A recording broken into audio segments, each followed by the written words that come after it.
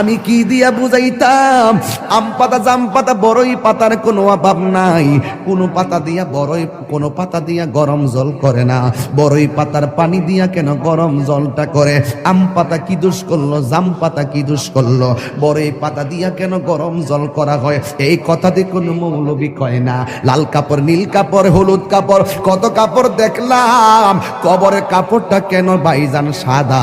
এই সাদা দিয়া কেন দাফন করা হয়? এই কথা দিয়ে পৃথিবীর কোনো মৌলবি কয় না রে।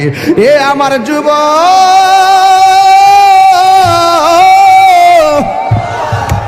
কি দিয়ে বুঝাবো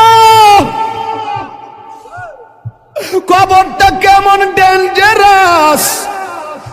কি দিয়া বুঝাবো মরণটা কত কঠিন?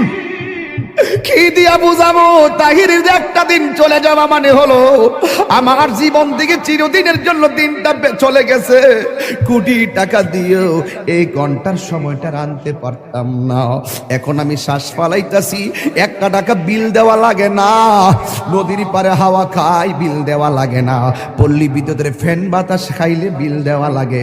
আইসিইউতে ঢুইকা গেলে দিনে 50,000 টাকা গোনা লাগে।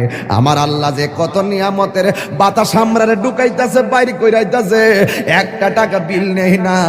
আল্লাহ কয় বিল লাগতো না, শুধুমাত্র তোরা 5 বার আইসা কপালটারে মাটির মধ্যে লাগাইয়া দিবি।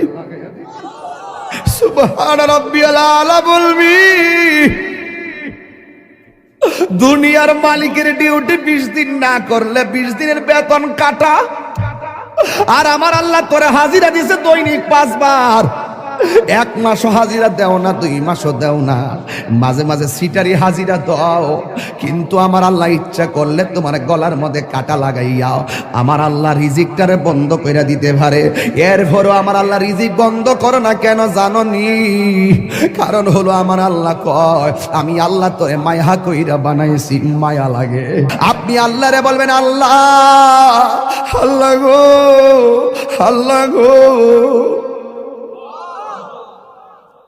এই দুনিয়ায় বিপদে পড়লে কত মানুষ তোরা সহযোগিতা করে, কিন্তু হাসরের ময়দানে কেউ কাউকে চাইবে না। আমার আল্লাহ জবানটারে বন্ধ কইরা আল্লাহ বই হাতের সাক্ষী হাত দিবে, পায়ের সাক্ষী পা দিবে। কিছু কিছু মানুষ আমল নামা নেওয়ার জন্য পাগল হয়ে যাবে। আল্লাহ এই আযাব আর সহ্য হয় না, তাড়াতাড়ি ওই তো জান্নাত দাও নাইলে জাহান্নাম দাও, তাড়াতাড়ি আমরা আমল নামা দাও। আল্লাহ বলবে ও ফেরেশতা, এ যখন তাড়াতাড়ি করে তার হাতটারে পেটের ভিতরে ঢুকাই দে। এবার বাম হাতটার পেটের ভিতরে ঢুকাইয়া এই হাতটারে পিছন দিক দিয়ে বাইর করবে। ওই বান্দা বলবে আল্লাহ তোমার কাছে আমল নামা চাইছি, তুমি কেন হাতটার পেটের ভিতরে এত কষ্ট করে ঢুকাইয়া দিলা? আমার তো নারী বুড়ি ছিঁড়া গেছে, এই হাতটারে পিছন দিক দিয়ে বাইর করলা।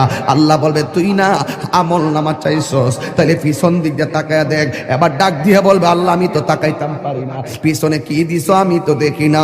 আল্লাহ বলবে ও ফেরেশতারা, ও আমল নামা দেখতে চায়, গাটটারে ভাঙ্গা দে। এবার গাটটা ভাঙ্গা পিছন দিক দিয়ে ফিরাইয়া দিব, তাকাইয়া দেখবো তার হাতের মধ্যে জাহান্নামের টিকিট।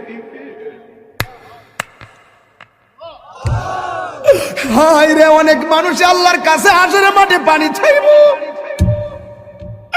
আল্লাহরে কইব আল্লাহ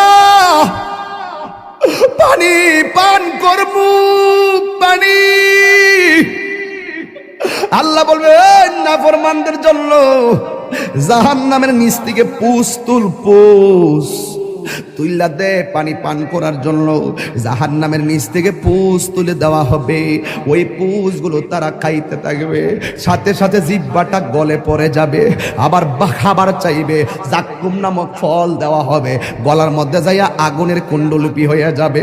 এই জন্যই তো মানুষের চেহারা দিয়া কাউরে আল্লাহ দোজখে দিবে না, এই জায়গার মধ্যে পশু পাখির চেহারা লাগাইয়া দোজখে দিবে। কারণ এই চেহারাটা হলো আল্লাহর কুদরতি রহস্য। কথা বলেন ঠিক কিনা? মানুষ হলো আল্লাহর রহস্য। ও যুবক, এই মানুষই আল্লাহ দুনিয়ার দিকে নিব, কত বাহানা কইরা নেয়। ইমানদারের রূহটা যেই মাত্র নিয়ে যাবে, আল্লাহ একটা ফেরেশতারে ডাক দিয়ে বলবে ফেরেশতা জান্নাত থেকে একটা সাদা কাপড় ল। একটা সাদা কাপড় লইব, সাদা কাপড় লইয়া বলবে ইমানদারের কাছে যাও। রূহটা আজরাইলে বের করার সাথে সাথে ওই রূহটারে তুমি কাফন দিয়া বাইন্ডিং কইরা ফালাইবা। ও যুবক, এমন ভাবে রূহটারে বাইন্ডিং বাইন্ডিং করব, এমন ভাবে বাইন্ডিং কইরা আসমান দিকে উড়াইয়া লইয়া যাইব, দেখতেই তো বড় ভয় লাগে। এমন ভাবে বুঝি তাহিরির বাইন্ডিং করব, এমন ভাবে বুঝি আপনারে বাইন্ডিং করব, দেখলই তো কেমন জানে লাগে, দেখলেই তো কেমন জানে লাগে। এইভাবে বুঝি আমার বাইন্ডিং করব। আল্লাহ বলে আজরাইল, হো আজরাইল রুহুটা লো, আবার কো জান্নাতের ফেরেশতা আমার ইমানদারের রুহুটারে জান্নাতের সাদা কাপড় দিয়া বাইন্ডিং কইরা ফেলাইবি। এবার ফেরেশতা এসে বাইন্ডিং করে কইরা আসমানের দিকে একটা উড়াল মারে, এবার আসমানে যায়। প্রথম আকাশের ফেরেশতা কই, ও ফেরেশতা যাওয়ার সময় দেখছি তোমার কোনো গ্রাণ নাই, কিন্তু এখন কোথায় থেকে খুশবু আসতেছে? কই এটা হইলো কথার কথা বলতেছে আর কি, যদি বাড়ির ইমানদার হয়